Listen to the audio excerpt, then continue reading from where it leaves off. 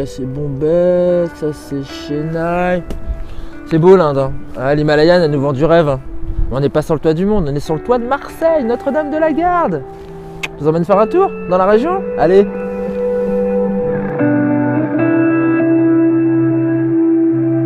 Mais c'est une Sherpa que je vois là-bas. Bah non, c'est Clémentine qui te filme, Mehdi. L'ascension vers Notre-Dame de la Garde est difficile, certes, mais pas de Sherpa à l'horizon, désolé.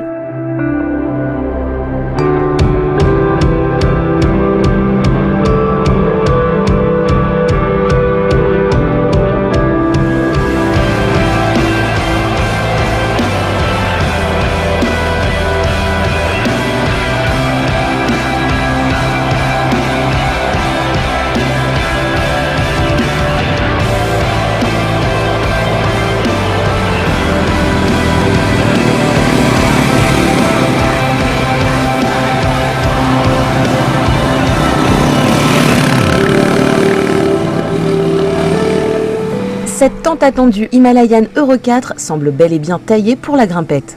Premier trail routier de la marque indienne Royal Enfield, elle présente un look rétro-classique à l'instar des mythiques Bullet. Sauf que ses suspensions hautes, sa roue avant de 21 pouces, ses pneus sculptés coiffés de garde-boue enveloppants, sans oublier ses multiples protections, la destinent à d'autres aventures. Quel accueil hein, cette petite indienne. Je suis hyper bien installé, franchement, j'ai pas eu à forcer pour lever la patte. Pour monter hein, sur la selle qui est pas trop haute pour un trail, alors qu'on a l'impression qu'elle l'est hein, quand on regarde la bécane en statique, justement de profil. Et ben non, la selle est à bonne hauteur, 800 mm, et qu'est-ce qu'elle est confortable. On dirait qu'elle est fournie d'origine avec du gel. Et puis le guidon aussi est pas mal, il est un petit peu haut, il est pas trop large, ce qui fait que je me porte quand même buste assez droit. Et ben je ressens aucune fatigue, je sens qu'on va pouvoir rouler longtemps. On va faire ami-ami elle et moi.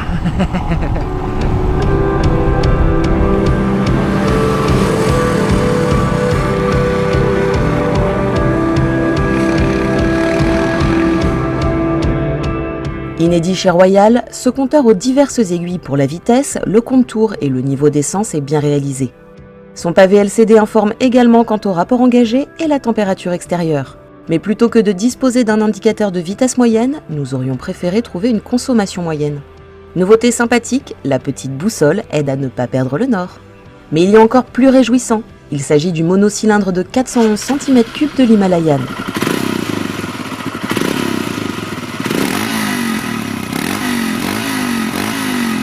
Un bloc de presque 25 chevaux et de 32 Nm de couple, bien moins rustique que les berlingots Royal Enfield que nous connaissions jusqu'alors.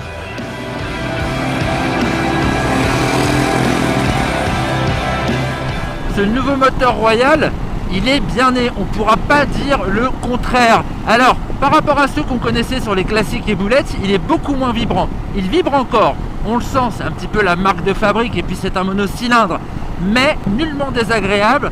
La plage utile se situe aux alentours de 3000 jusqu'à 5005, mais vraiment, entre 4 et 5, on fait énormément de choses en se calant sur les rapports supérieurs.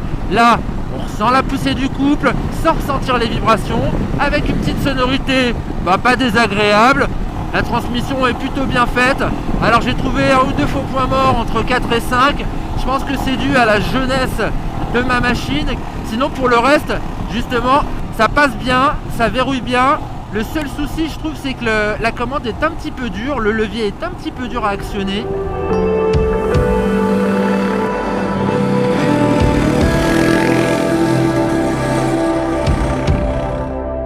Le bloc est ancré dans un cadre dédoublé spécifique dont les soudures sont bien faites, contrairement à celles que l'on peut observer sur le porte-paquet arrière ou les protections latérales.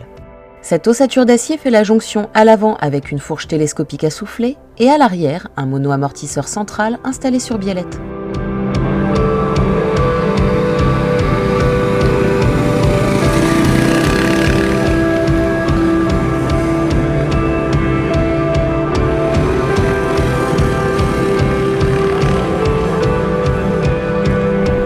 Puis on a une route 21 à l'avant.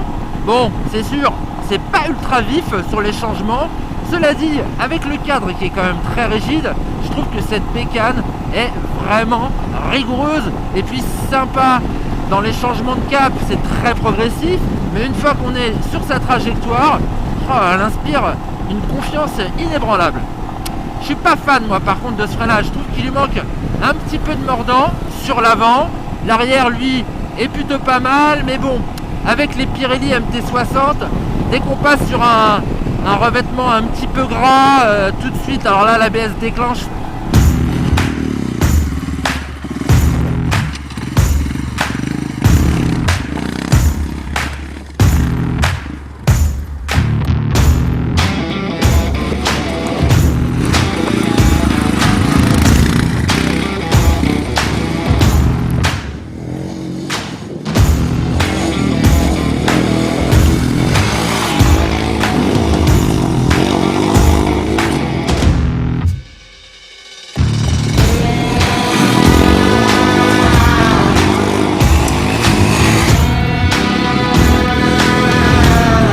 Polyvalence, hein, vraiment à toute épreuve. La preuve avec ce petit passage en tout terrain, tout chemin caillouteux. Il y a de la bonne caillasse là sur le petit périple où je vous emmène. Elle est facile ici, et même si on n'a jamais fait de tout chemin, il faut dire qu'elle est vraiment bien équilibrée, la bestiole, que ses suspensions aussi travaillent remarquablement bien. Et puis la position de conduite, elle est vraiment bien. Déjà, on peut retirer les caoutchoucs des repose-pieds. En se tenant bien droit, on arrive à se porter assez facilement sur l'avant. Le réservoir y autorise. Il est assez étroit. Et le guidon aussi est bien placé pour justement se porter sur l'avant.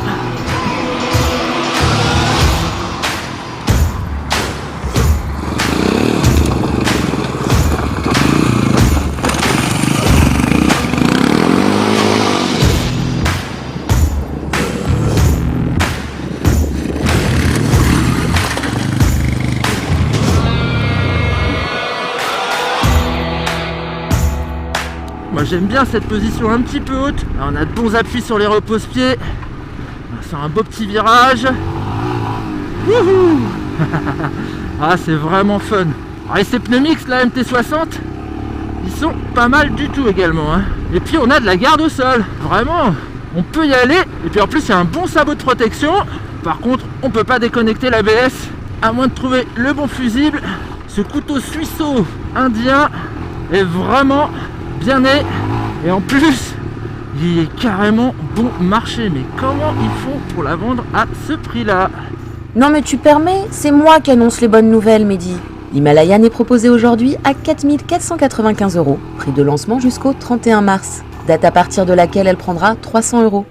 Idem pour sa déclinaison à valise latérale en aluminium, aujourd'hui affichée à 4 995 €.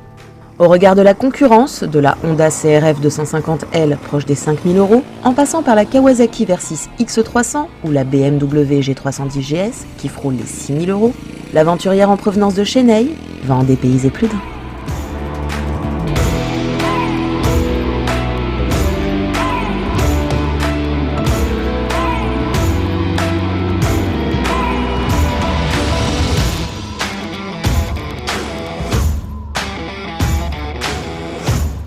Sur le toit des Bouches-du-Rhône, Marseille, Notre-Dame de la Garde, la bonne mère,